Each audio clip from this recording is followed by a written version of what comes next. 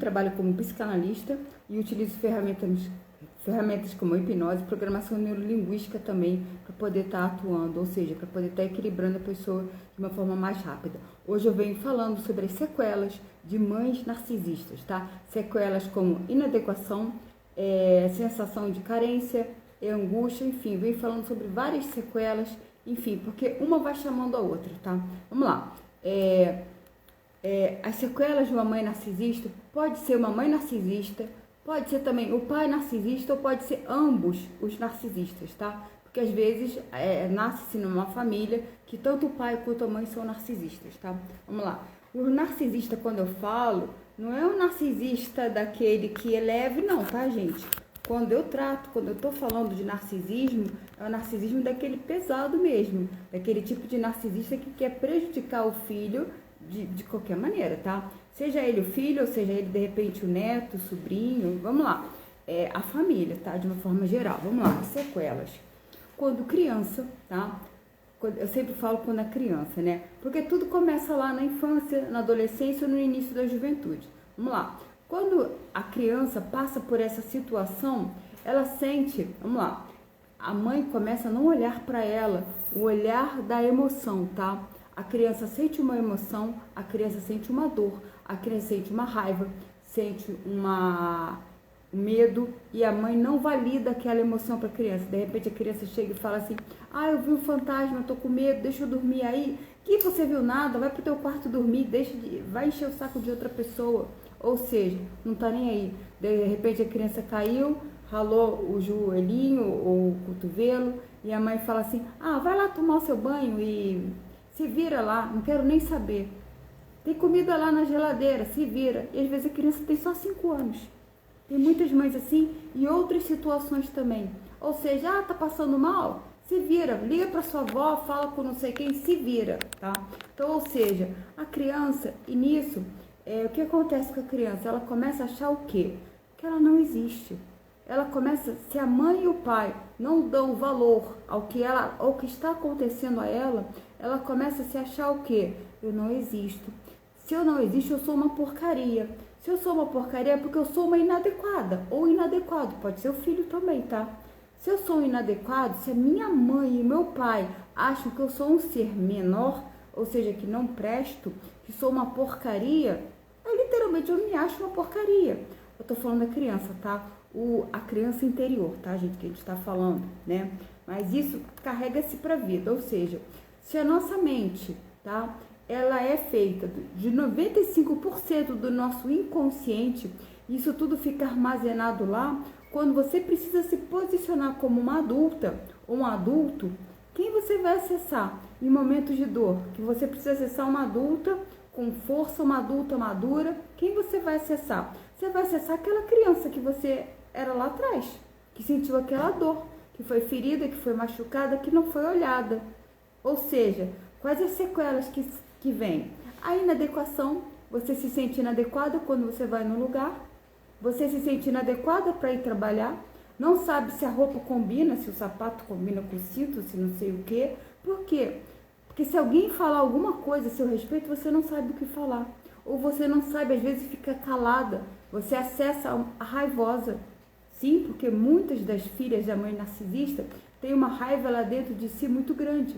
E não sabe dar nome às raivas. Porque raiva é o quê, gente? Descontentamento.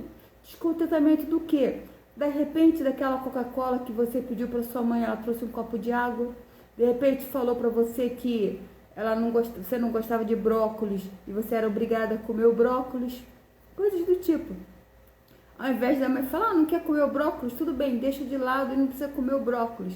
Depois você come. Ou seja, às vezes a criança realmente ela é só uma criança, gente. Ela é só uma criança, ela não entende tudo aquilo. E ela começa a ver um monte de coisas que ela vai só recebendo, não pode isso, não pode aquilo, e não isso, e não aquilo. Eu não estou defendendo a educação, que tudo pode. Não, que isso também dá um pouco de sequelas dentro da cabeça da criança, tá? Mas eu estou falando dos nãos, tá? Receber muito não. O não você não presta, o não você não pode, o não você não deve. A criança começa a se achar o quê? Menos, pequena, inadequada. E nisso dessa coisa do inadequada, literalmente, quando ela se torna uma adulta, ela se sente inadequada para fazer as coisas na vida. Ela se sente inadequada para poder falar um não para os outros. Porque o não, ele pode ser falado de várias formas, tá? Ele pode ser falado de uma forma, não, eu não quero e não vou fazer, de uma forma mais enérgica, ou não, tá tudo bem, eu não quero isso agora não, tal, nesse momento não. Ou dar uma desculpa, o não ele pode ser dado de uma forma elegante ou de uma forma até muito deselegante, tá? Ou seja, há várias formas de você se posicionar que você não quer aquilo para você, tá? Isso é uma coisa que cabe a você e isso você vai aprendendo conforme a vida, né? Vamos lá. Com relação às sequelas, isso vai trazendo essa coisa de você não vale nada, né? A inadequação, isso vai trazendo outras sequelas, tá? Vai trazendo a questão da carência emocional, que é a dependência, vai trazendo uma dependência afetiva, uma dependência emocional, porque se eu não valho nada para a minha mãe ou para o meu pai, quer dizer que alguém vai precisar fazer esse serviço. E aí você começa a ver filme da Disney, começa a ver novela de não sei o que, um monte de situações, e começa a acontecer o quê? Você começa a acreditar que você precisa ter alguém para você se sentir que está viva, tá? Não é se sentir que, ele nem reparou que eu fiz a minha unha, ele não reparou que eu pintei meu cabelo, que eu tinha o cabelo preto e agora eu tô com o cabelo cor de abóbora, ele não reparou isso. Meu Deus do céu, meu chefe não reparou que hoje eu tô com o meu braço quebrado e eu não posso fazer tal coisa e ele pediu para eu fazer o café da manhã dele, enfim. Então, quando você pega e você se coloca numa situação dessa, ou seja, você não posiciona o outro do que está acontecendo com você, o que acontece? Beijos, Patrícia. O que acontece? Você começa a delegar responsabilidades emocionais que são suas, de se sentir que está viva na mão de outra pessoa, tá? E nisso também tem a falta da esperança. Isso aí também é uma coisa muito importante para eu estar falando para vocês. Porque essa coisa da esperança, as filhas de mães narcisistas carregam muito essa questão dentro de si.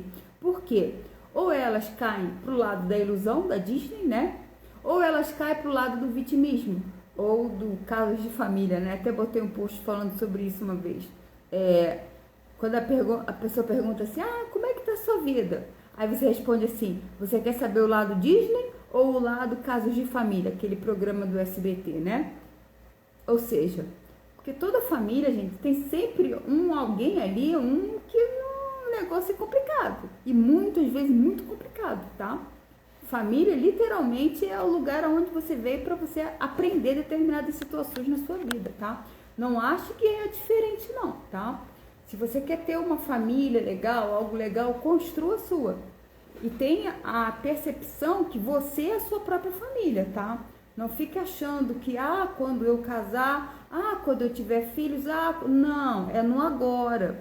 É no agora que você se internaliza como família, tá? Enfim, essa questão de família precisa ser revisto, não é os valores familiares, é a questão da família.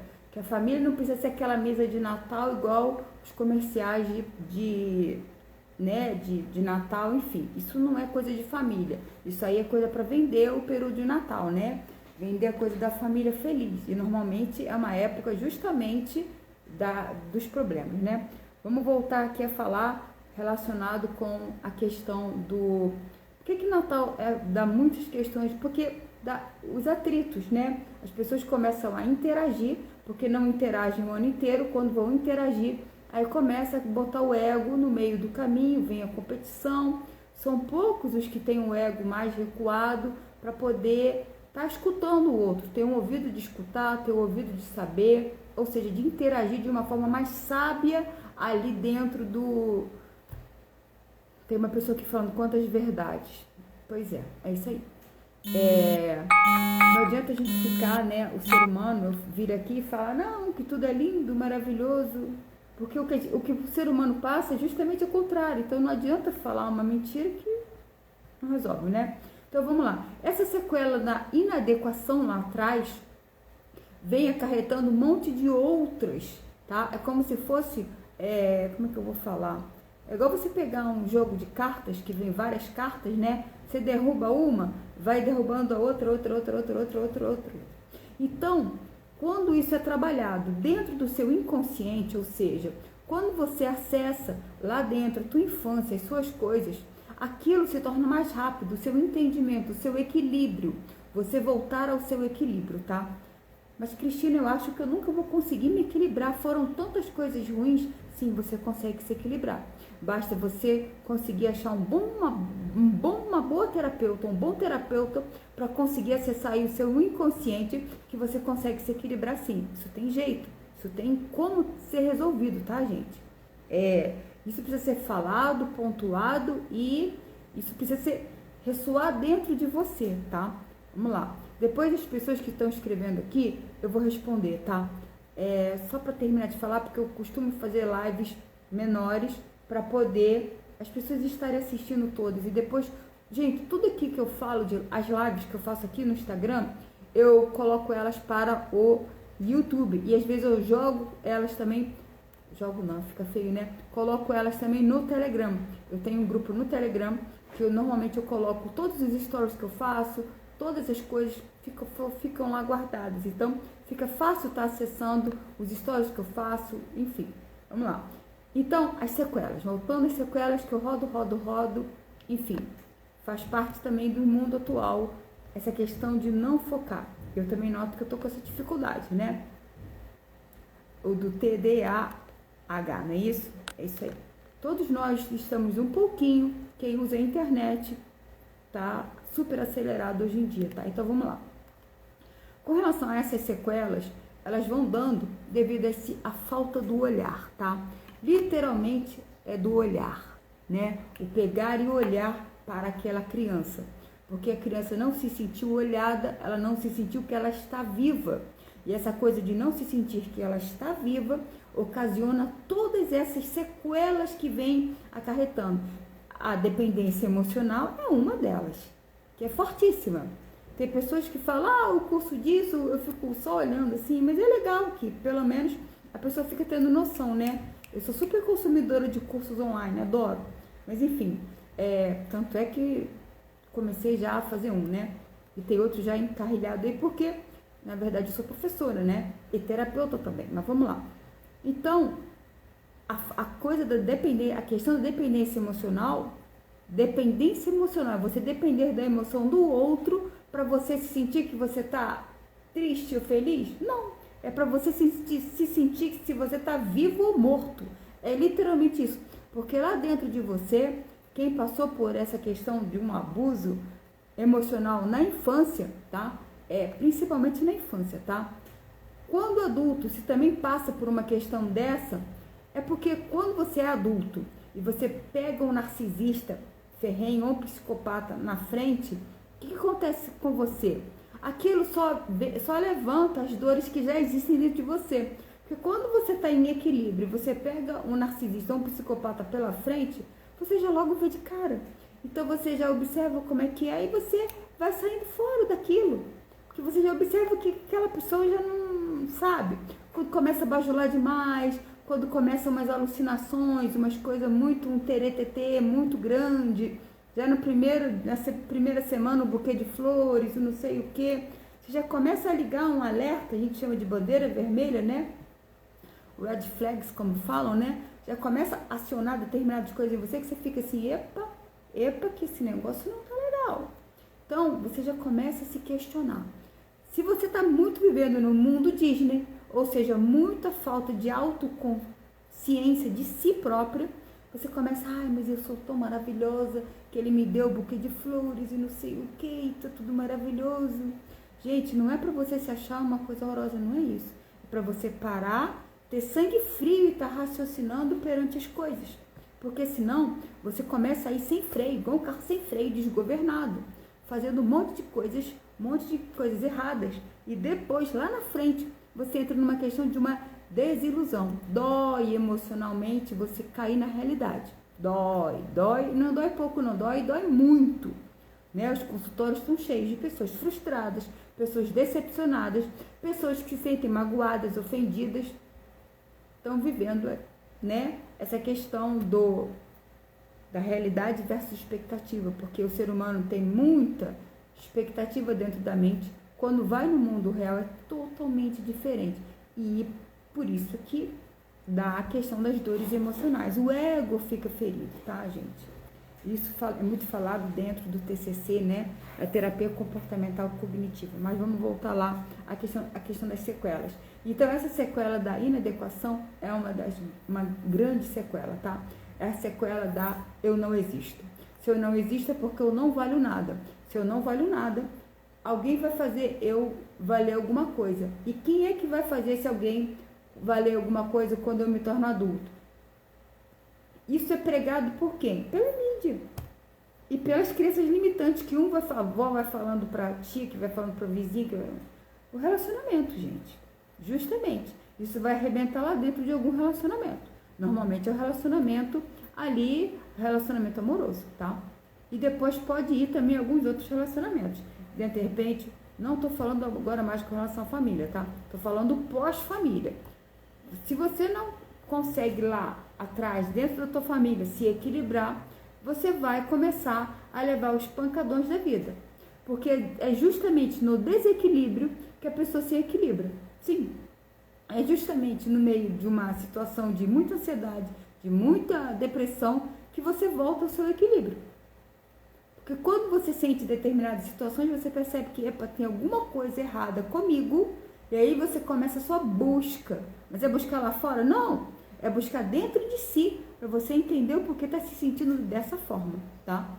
No caso, essas lives, como a que eu estou fazendo, eu estou mastigando um assunto que a pessoa... Mas isso não resolve o problema lá de dentro da pessoa, tá, gente?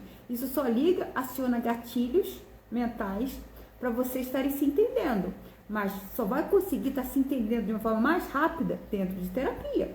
Ou na vida, levando as cacetadas que a vida dá.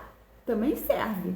Agora, você prefere, de repente, você poder fazer uma terapia e estar se entendendo, mas com menos idade? Ou você prefere chegar aos 60, 70 anos, cheia de dores emocionais e do tipo, minha vida foi isso, foi aquilo outro, não sei o que lá. Vivi uma vida não autêntica, né? Acredito que seja melhor, de repente, você aprender dentro de terapia, você está se olhando, né? Por que eu tô falando dentro de terapia, gente? Além de eu ser terapeuta, eu sei que o acesso à internet não é para todos, é para poucas pessoas. Se sintam privilegiados, você que tem acesso a estar assistindo, ter uma rede de dados, ter um Wi-Fi dentro de casa, o poder ter acesso, é um privilégio isso. Estamos vivendo numa era maravilhosa, onde você pode ter acesso a várias situações. Basta você estar sabendo onde você acessa, onde você aperta os botões, para você apertar o botão certo, para você estar se olhando, tá? Então, essa questão da mãe narcisista é uma questão, vocês vejam quantas coisas eu falei que estão ao redor de uma mãe narcisista. Eu não venho falando, porque eu já tenho vários posts, gente, eu tenho mais de 9.000 postagens dentro do Instagram. Então, assim, eu tenho 2 Instagrams, 4 Facebooks, então, assim, é conteúdo que não falta para vocês estarem olhando, tá? Então, assim, eu não falo falo muito pouco sobre as características de uma mãe narcisista, tá? Falo muito pouco. Eu já falo já como resolver as questões, tá? Para a pessoa sair da dor de ter das sequelas que a mãe narcisista deixou, tá? Esse é o meu trabalho, é esse. Tá fazendo você sair da dor das sequelas que a mãe narcisista deixou, tá bom? Gente, eu vou terminar essa live por hoje, tá? Depois, quem entrou por agora, eu vou responder as perguntas, né? Depois ela vai subir lá vai descer, vai subir vamos começar aqui. Não entrou muita gente, não. Vamos lá aqui.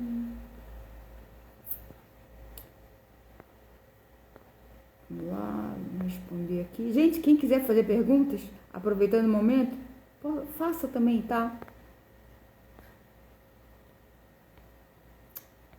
Meu Deus. Vamos lá. Tem uma pessoa aqui que falou que é verdade que eu estava falando, acho que era relacionado com a época do Natal, né? Quantas verdades.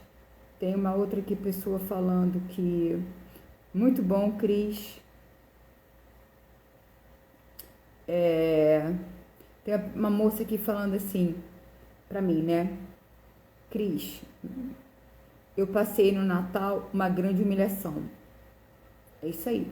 O Natal, às vezes, é uma época quando se junta a família. Às vezes não é só no Natal, não, tá? Churrascadas, feijoadas, enfim, Brasil é um país típico.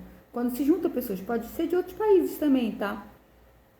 Tenho pacientes de outros países também, que outros países também dão os mesmos problemas, tá? Enfim, não acho que é só no Brasil, não. É o ser humano. Quando se junta, dá tilt. Era só isso, gente. Bem, o que eu posso estar falando para vocês, gente? Com relação a isso, essa questão dessas sequelas são sérias, gente. São sérias porque afetam você. Ah, mas aconteceu lá atrás, na minha infância. Já passou a minha infância, já sou adulta. Só que você é uma adulta sequelada, né? Uma adulta que tem dores lá dentro guardadas. E quando você precisa assumir um papel de adulta, você não consegue. Você só tem um papel infantilizado. Porque você lá atrás, você ficou sequelada. E aquela dor ficou lá atrás. E você não olhou para aquela dor como você teve só um olhar de uma criança que não sabia dar nomes àquelas dores. Aí quando chega na hora do adulto, tem atitudes infantis. Por quê? Não olhou, não se viu, não está se vendo, né? Porque tá lá, tá só vivendo uma vida que tá só vivendo robotizado, né?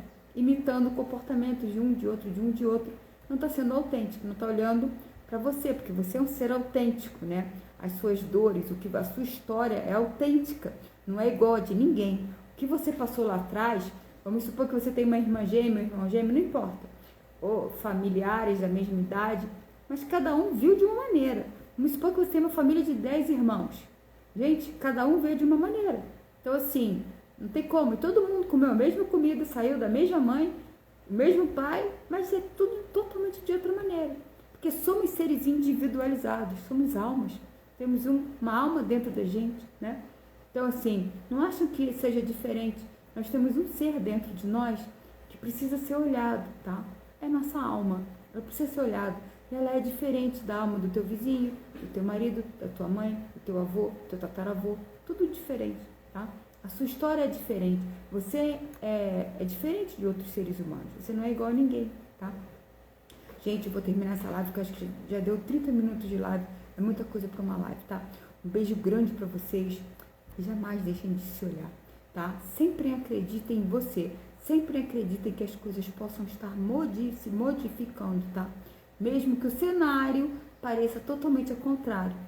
Mas se o cenário está ao contrário, é porque você precisa também estar ali, tá observando determinadas coisas, você está aprendendo. Ou se você não estiver aprendendo, ensine aos que estão em volta alguma coisa, nem que seja através do silêncio. Gente, um beijo grande para todos vocês.